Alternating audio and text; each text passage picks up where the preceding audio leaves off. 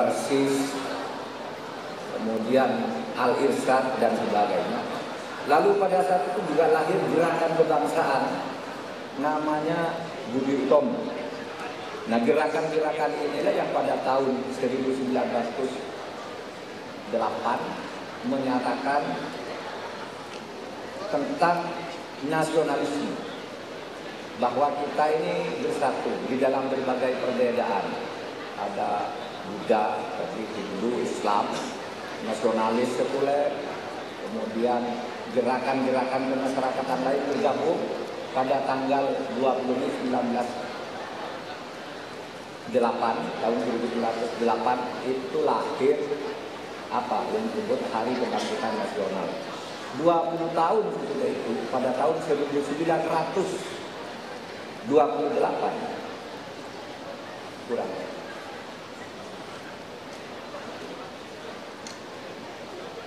Ya. Oke. 20 tahun sesudah itu, pada tahun 1928 lahir Sumpah Pemuda. Sesudah disusul oleh lahirnya berbagai organisasi-organisasi pemuda. Pada waktu itu organisasinya masih kedaerahan, yang Islam, yang Buddha, yang Hindu, kemudian ada pemuda Sumatera, Yong Sumatera, pemuda Sulawesi, Yong Celebes, Yong Jawa, Yong Islamic Born, dan Yong Sunda, Yong Madura, berorganisasi semua yang pada tahun 1928 kemudian membuat Sumpah Pemuda namanya, ya, Sumpah Pemuda, tanggal 28 Oktober tahun 28. Inilah yang kemudian mengantarkan Indonesia merdeka yang ada sampai saat ini. Saudara sekalian, saya ingin menyampaikan kisah tentang Indonesia merdeka yang sangat legendaris ini. Saudara, Indonesia ini mendapat berkat dari Tuhan Yang Maha Kuasa karena lahir sebagai negara merdeka yang bersatu di dalam keberagaman. Basis berdirinya negara kita itu adalah pluralisme, atau bersatu, ya. Putra putri Indonesia berbangsa satu, bertanah air satu, berbahasa satu, bahasa Indonesia bersatu. Di situ 17 tahun kemudian merdeka pada tanggal 17 Agustus tahun 1945. Saudara, Indonesia itu menjadi laboratorium pluralisme terbaik di dunia sampai sekarang. Terbaik. Karena di sini semua agama bisa hidup. Aliran-aliran keagamaan dari setiap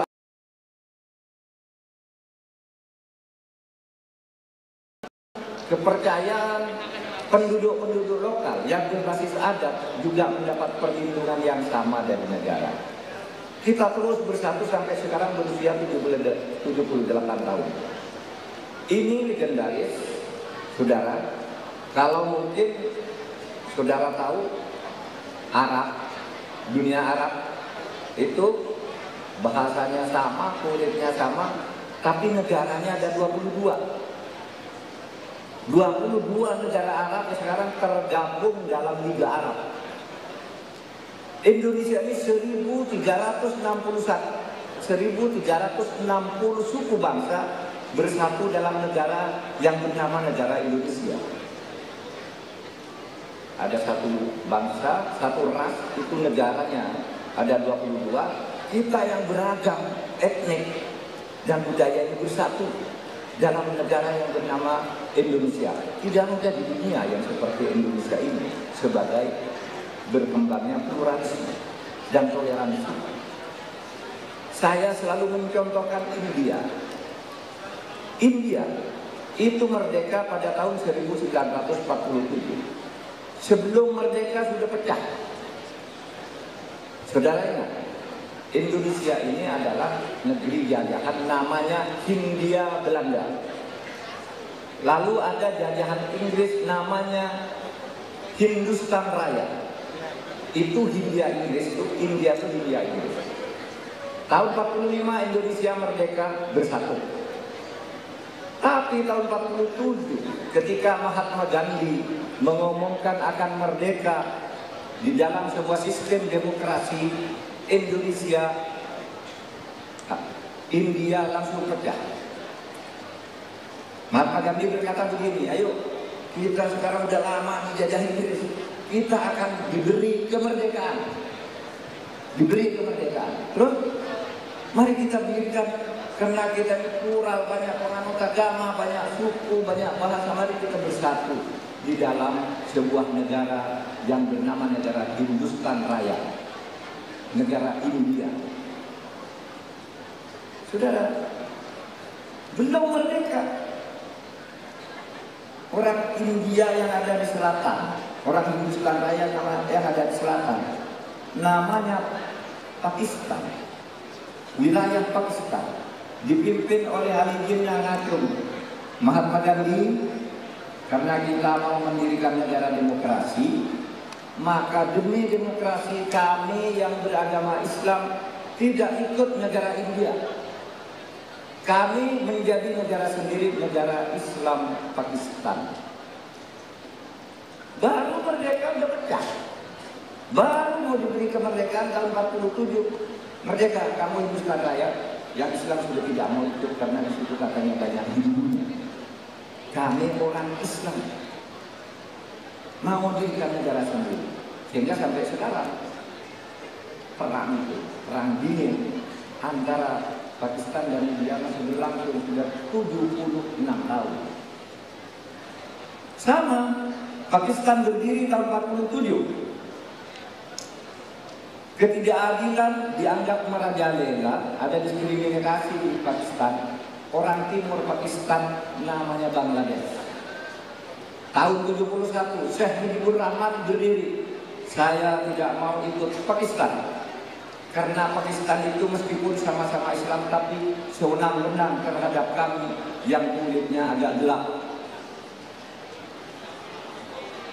Kami yang hidup di timur, miskin, terhinakan, kami menyatakan merdeka tahun 71 negara Bangladesh.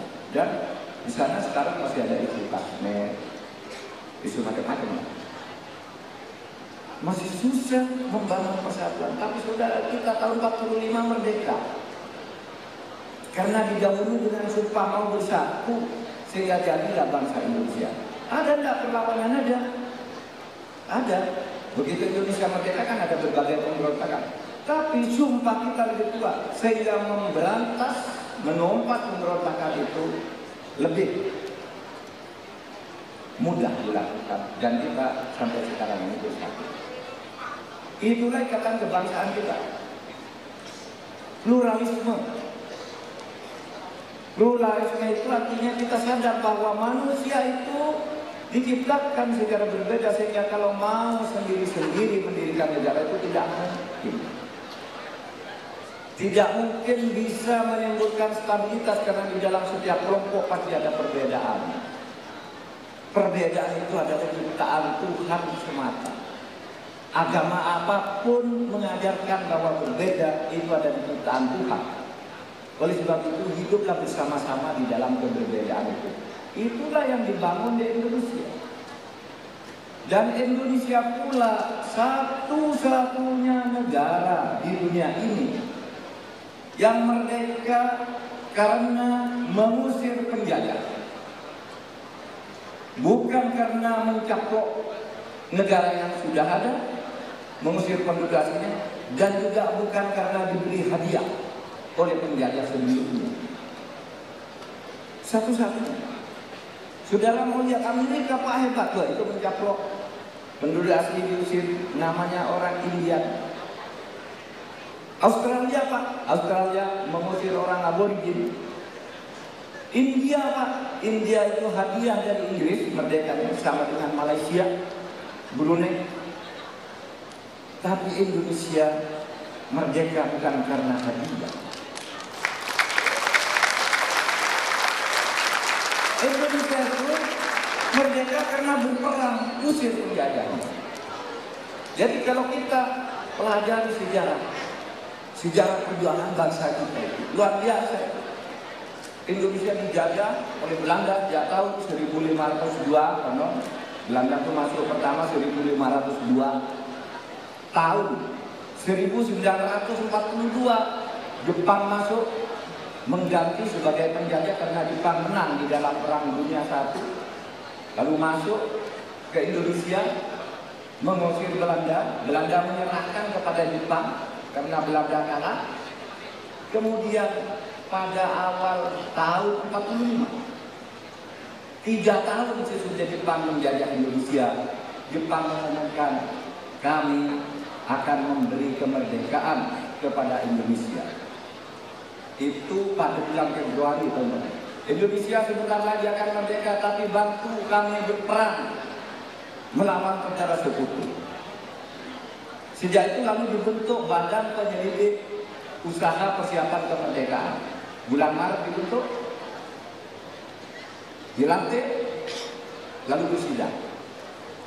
Sesudah Badan Penyelidik Usaha Persiapan Kemerdekaan pada awal Agustus, Bung Karno, Bung Hatta, Rajiman dipanggil oleh pemerintah Jepang ke dalam. Diberitahu, Bung, Anda sudah berhasil menyusun rancangan undang-undang dasar. Berarti Anda sudah siap merdeka. Itu awal Agustus. Terus silakan nanti antara tanggal 22, 23 atau 24 Agustus nanti dibicarakan kemudian tanggalnya. Anda datang ke Tokyo untuk menerima kemerdekaan dari pemerintah Jepang. Wah, Bung Karno, Rajiman, Bung Hatta gembira, kita sudah akan merdeka. Pulang kirim telegram ke teman-temannya di Indonesia, kita akan merdeka. Nanti tanggal 22, 23, 24 saya akan ke Tokyo untuk menerima hadiah kemerdekaan karena kita sudah membantu Jepang. Saudara, kemudian pulang ke Indonesia. Bung Karno itu dicegah oleh anak-anak milenial waktu itu, oleh anak-anak muda. Dibilang, Bung, kita harus segera merdeka. Hiroshima, Nagasaki sudah hancur dibom oleh tentara sekutu. Sekarang giliran kita merdeka. Bung Karno bilang, sabar. Kita nanti akan merdeka tanggal 22 atau 23 atau 24. Saya akan ke Tokyo menerima tongkat kemerdekaan dari Kaisar Hirohito.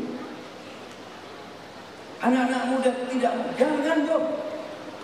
Jangan mau menerima ada kemerdekaan. Kita merdeka sendiri. Tidak bisa, kata Bung Karno. Saya dan Hatta ini pemimpin berjuang sudah puluhan tahun. Masa mau merdeka sebentar lagi? Kamu anak-anak mudanya tidak sabar. Tunggu. Anak mudanya mengeluarkan dalil. Bung, berdasar hukum internasional, Konvensi Liga Bangsa-Bangsa tahun 1938 disebutkan bahwa negara jajahan yang kemudian penjajahnya kalah perang itu tidak boleh merdeka, melainkan harus dikembalikan ke penjajah sebelumnya. Artinya menurut konvensi Wina, Indonesia itu harus dikembalikan ke Belanda. Nah, Bung begitu. Ya kita pokoknya terima dulu kemerdekaan, kata Bung Karno. Terima dulu kemerdekaan dari Jepang, habis itu kita pertahankan. Nggak bisa, menurut hukum internasional harus kembali ke Belanda. Bung Karno, Bung Hatta tidak mau. Sehingga pada tanggal 16 Agustus 1945, Bung Karno dijemput. Dalam bahasa yang populer, pada saat itu Bung Karno diculik oleh anak-anak muda, dibawa ke Rengas Dengklok, lalu di situ dipaksa membaca proklamasi kemerdekaan, dipaksa menyanyikan Indonesia Raya, dan dipaksa menaikkan bendera merah putih di Rengas Dengklok. Sekarang rumahnya masih ada, sehingga pada waktu itu Bung Karno baca. Bung Hatta juga baca. proklamasi kemerdekaan, pernyataan kemerdekaan yang belum dalam bentuk teks. Nah, saudara sekalian, sesudah tanggal 16 Agustus Bung Karno membacakan kemerdekaan di Ras Dekro, pulang ke Jakarta. Lalu Bung Karno ditanya oleh teman-teman, kemana aja kamu sekalian, kamu jadi itu anak-anak mudanya. Saya dibawa, dipaksa tadi membaca kemerdekaan. Jadi Indonesia sudah merdeka. Tadi saya sudah baca, kata Bung Karno, tapi kemerdekaan tadi itu tidak sah. Kenapa? Tidak ada yang dengar, cuma 11 orang anak muda itu. Lalu saya kata, siapa yang tahu? Kemerdekaan telah disiarkan ke seluruh dunia. Oleh sebab itu, kata Bung Karno, ini anak-anak muda revolusioner yang hebat. Saya setuju dengan pendapatnya bahwa kita harus merdeka sendiri. Tidak usah nunggu hari yang terjebak. Besok proklamasi kemerdekaan kita ulangi. Nyatakan secara resmi, disiarkan ke seluruh dunia melalui radio, dikawal oleh aparat-aparat yang ada di Batavia. Itulah sejarah kemerdekaan kita. Saudara, kemerdekaan kita peroleh dengan proklamasi. Oleh sebab itu berbeda antara Declaration of Independence di berbagai negara. Kita mengatakan proclamation, pernyataan sepihak. Bukan deklarasi yang disetujui mereka. Sepihak bangsa Indonesia proklamasi kemerdekaan 17 Agustus 1945. Sesudah itu datang Belanda atas nama Konvensi Wina 1938 tadi. Ini harus kembali ke Belanda. PBB membentuk gabungan tentara yang disebut tentara kita.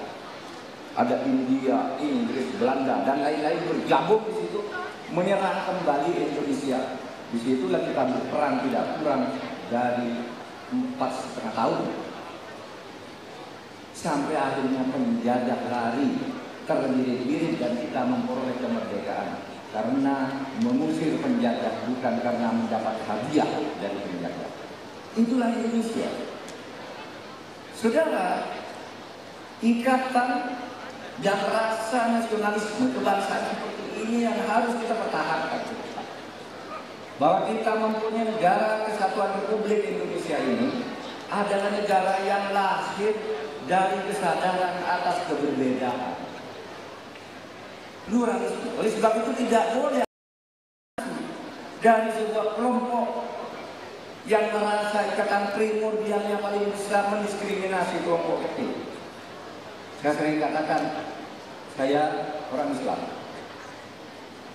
mayoritas di Indonesia.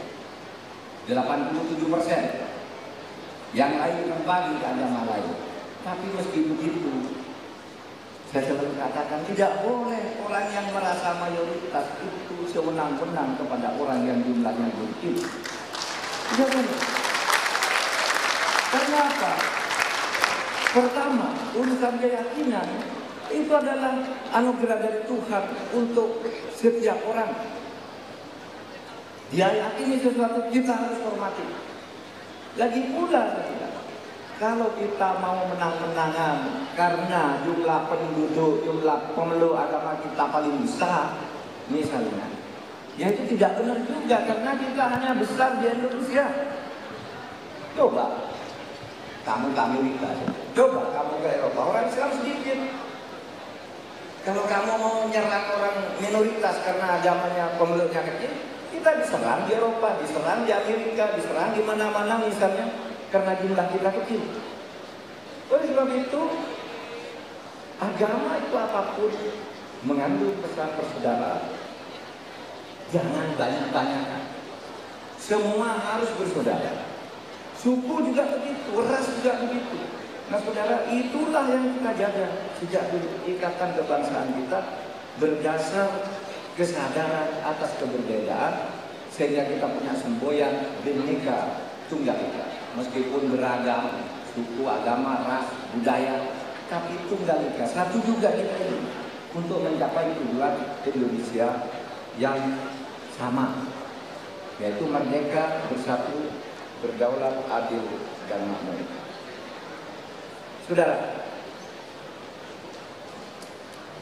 saya sekarang sedang berbicara di sebuah universitas, yaitu Universitas Budi Dharma.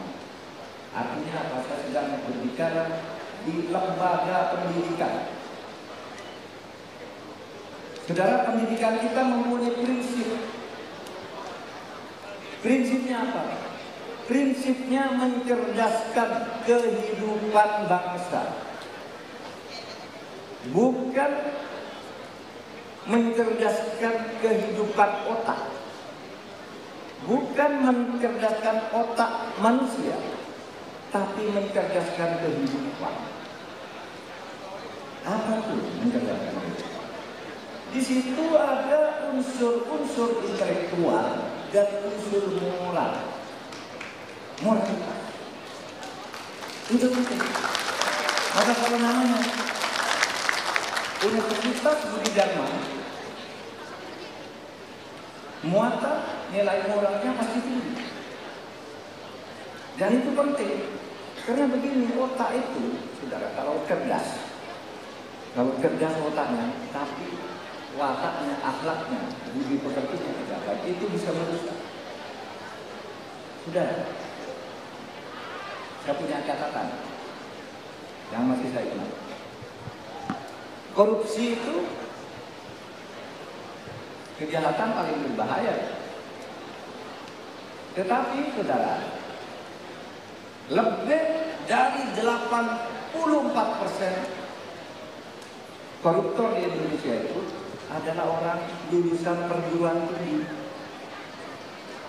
Lebih dari 84%. Itu lulusan perguruan tinggi. Orang-orang sekolah gini kok moralnya bejat. Nggak punya rasa untuk berbagi dengan saudara-saudaranya, harta rakyat dikorupsi itu. Oh, dulu orang kaget, Pak, apa betul lulusan perguruan tinggi itu 84% korupsi? Bukan, korupsi itu 84% lebih lulusan perguruan tinggi. Orang yang sekarang dipidana korupsi itu, jumlahnya kira-kira 1.250 orang. Sudah dihukum karena korupsi. Nah, 84% dari sini, jadi kira-kira 950 orang itu lulusan perguruan tinggi. Lulusan perguruan tinggi berapa jumlahnya? 17 juta orang lebih sekarang. Lalu ada 950% kira-kira yang terlibat. Yang lain itu berarti masih baik-baik. Jadi perguruan tinggi terus saja bekerja, bahwa ada yang nakal, sebagian kecil, yang kemudian kebetulan menempati posisi-posisi penting di negeri ini. Maka saudara sekalian, itu sesuatu yang sulit dihindari. Tapi arus besar produk pendidikan itu adalah arus yang baik.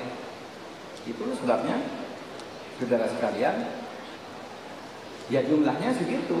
Kalau dilihat dari angka koruptornya aja 84% besar, tapi kalau dilihat dari seluruh lulusan perguruan tinggi itu kecil, tidak ada 0,000 berapa persen gitu. Artinya masih oke. Oleh sebab itu teruslah berkhidmat kepada kelangsungan negara kesatuan Republik Indonesia ini.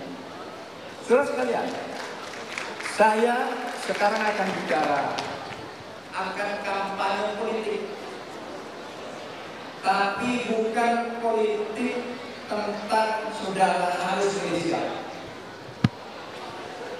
Saya akan bicara politik sebagai ketentuan konstitusi, yaitu pemilihan umum. Jadi aturannya itu di kampus, di pesantren, di masjid tidak boleh kampanye politik. Yang benar itu tidak boleh kampanye politik elektoral. Kalau mengajari rakyat bernegara dengan baik, itu wajib diajarkan di kampus. Mengajari para santri murid agar berpolitik dengan bersih, demokratis dan jujur, itu wajib dibicarakan di kampus. Kalau bicara di kampus tidak boleh, besok ini ya itu orang baik, yang jelek itu tidak boleh. Tapi kalau saya katakan, saudara harus ikuti pemilu ini dengan benar. Gunakan hak pilih saudara dengan sebaik-baiknya. Pilihlah orang atau partai yang menurut saudara baik. Siapa itu tergantung Anda masing-masing. Silakan. Siapa aja Anda berhak memilih, menentukan menilai sendiri. Kebutuhan saya itu apa? Oh, saya butuh ini ke depan. Saya ingin Indonesia seperti ini. Oh, kalau gitu saya milih itu. Saya bukan saya milih itu. Silakan, tetapi jangan sia-siakan saudara. Pemilu ini saudara untuk tidak milih, jangan sia-siakan, rugi. Karena kalau orang-orang baik, misalnya saudara, saya ingin negara baik, agar Indonesia baik, maka saya hanya memilih orang yang baik. Tetapi dari calon-calon yang ada tidak ada yang baik. Lalu saudara tak pilih, rugi. Kenapa? Karena yang milih nanti orang-orang yang tidak baik, milih pasti yang tidak baik juga. Oleh sebab itu pilihlah yang terbaik dari yang ada. Pilihlah yang terbaik dari yang ada. Sehingga nanti saudara punya tanggung jawab dan bisa punya sumbangan kepada negara ini untuk memilih calon-calon wakil rakyat, calon pimpinan pusat, pimpinan daerah, dan sebagainya secara bertanggung jawab. Karena pada akhirnya nanti, saudara, kan saudara juga yang akan meneruskan Indonesia ini. Dan jangan lupa, Indonesia tadi yang begitu besar bersatu itu, saudara, ini sangat kaya raya. Kita hidup di 17.508 pulau dengan kekayaan alam yang luar biasa, hutan, emas, ikan, nikel, timah, semuanya itu.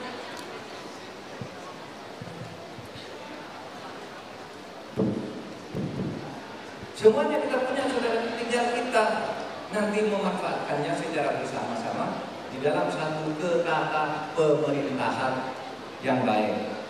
Saya kembalikan ke moderator untuk selanjutnya kita berdiskusi. Terima kasih.